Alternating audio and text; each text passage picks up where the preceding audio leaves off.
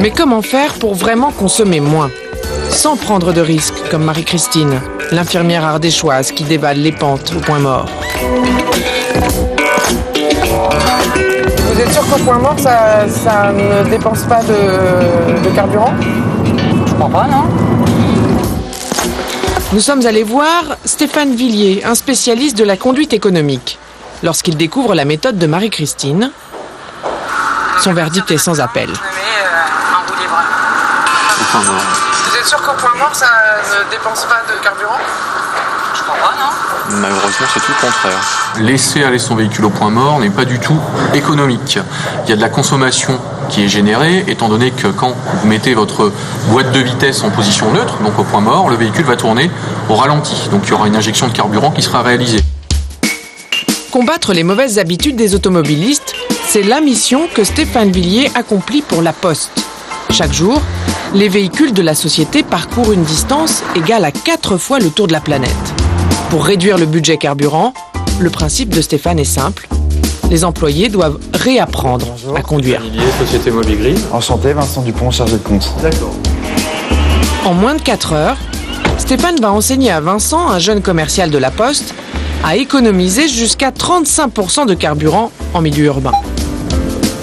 Premier réflexe, avoir le pied léger pendant les manœuvres. Alors là, en marche arrière, vous n'avez pas besoin d'accélérer.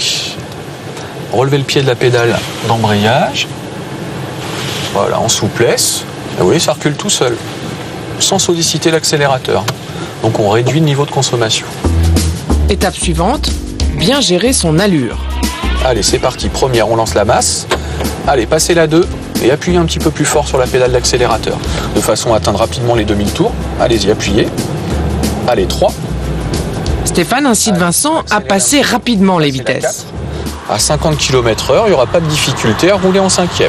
Pour beaucoup de conducteurs, le défaut, c'est de changer de rapport à l'oreille. Donc à partir du moment où on entend le moteur, de déclencher ce changement de rapport.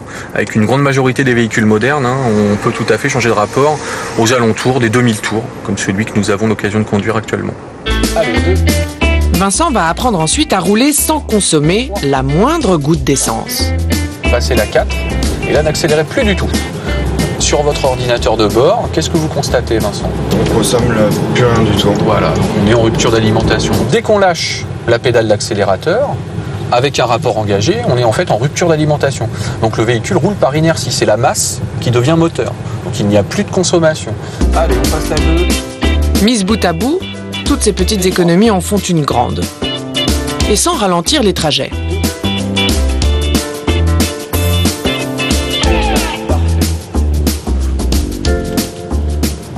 Il y en a beaucoup qui associent l'éco-conduite à une conduite de papy, alors qu'en fait ça reste une conduite qui est très dynamique.